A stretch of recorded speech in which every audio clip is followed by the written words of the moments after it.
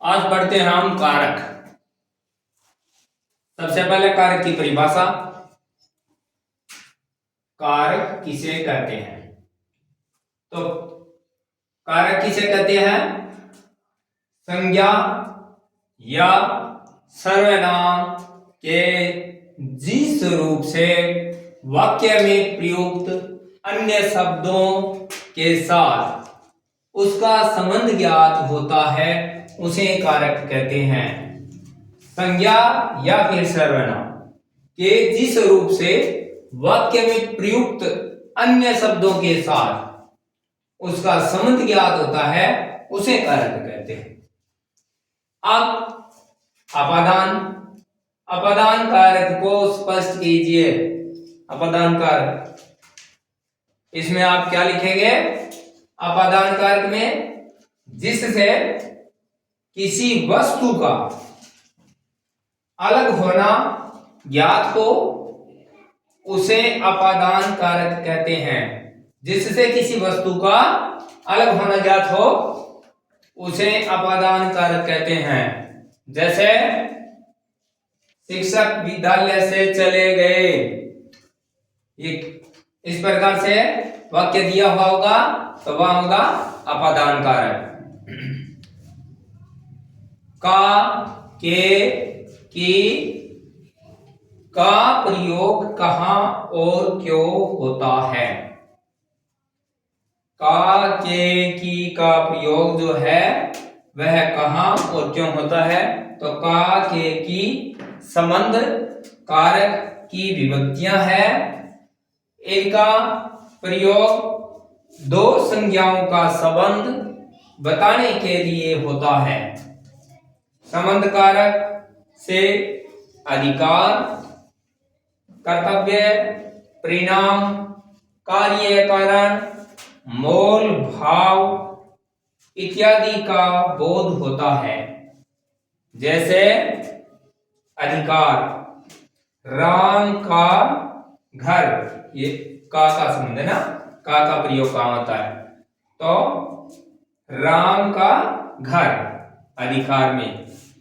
अब आगे इसने पूछा है और नाम भी दे सकते हैं, जैसे लक्ष्मी की घड़ी, मोहन की घड़ी, रंजना की घड़ी, अंकिता की पेंसिल, या फिर कुछ भी नाम दे सकते हैं जैसा भी आपको पसंद हो वो। इसमें बीच में का संबंध बताता है ये कि इसमें जो संज्ञा या सर्वनाम है वो किस प्रकार से जुड़ करके शब्दों के बीच में आते हैं, ऐसा प्रयोग है।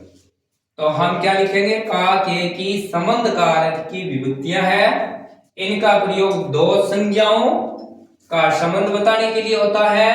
संबंध का कारक से अधिकार, कर्तव्य, परिणाम, कार्य, कारण, मोल, भाव इत्यादि का बोध होता है। तो ये अधिकार यहां नाम दिया है हमने संबंध कारक से कि अधिकार, तो इस अधिकार का हमने उत्तर क्या लिखा है? जैसे ये अधिकार है ना, ये अधिकार राम का घर, ये एक अधिकार हो गया कि किसका घर है? मोहन का घर, सोहन का घर, इस प्रकार से ये उसका अधिकार है कि वो मेरा घर है। आगे क्या लिखा कि लक्ष्मी की घड़ी, तो यहाँ पर आप अपने नाम का भी, जैसे मोहन की घड़ी, सोहन की घड़ी, रंजना की घड़ी, लक्ष्मी की घड़ी, इस प्रकार से इसका ये कीवर्ड। तो जैसे अधिकार है राम का घर, लक्ष्मी की घड़ी, इसके बाद आगे क्या आता है? अधिकार के बाद में कर्तव्य। तो यहां क्रेताओं प्रेमचंद के उपन्यास, इसमें के है यहां, ये देखो के वाला यहां के दिया है। उपन्यास, निराला की कविताएं, ये के है, हमने यहां प्रयोग किया है निराला की कविताएं, क्योंकि प्रश्न ऐसा ही पूछा गया है कि का, के, की का प्रयोग कहां और क्यों होता है। तो ये देखिए की का प्रयोग। अब आगे क्या है? परिणाम, हमने यहां लिखा परिणाम। तो परिणाम क्या है कि 5 मीटर की साड़ी, तो इसमें की है 3 ग्राम का हार, इस प्रकार से क्या हुआ? का के जो संबंध है वो बता रहे हैं। अब कार्य कारण क्या हुआ? सोने की चम्मच की जोड़ता है, ये साथ में संबंध बनाता है। चांदी की कटोरी, इसमें की बनाता है, इसके साथ में संबंध है, वो की जोड़ता है। चांदी की कटोरी, कटोरी के साथ में की, यानी चांदी की कटोरी, दोनों का मेल कौन करवा रहा है? की। तो इस प्रकार से कार्य कारण हुआ। मोल भाव, मोल भाव में क्या लिखेंगे? जैसे 10 रुपए का घी, 10 रुपए की चीनी, 10 रुपए का आटा, ऐसे ये मोल भाव है। तो 10 रुपए का घी, 40 रुपए की चीनी, इस प्रकार से ये मोल भाव हुआ। इस प्रकार से का के की का प्रयोग होता है।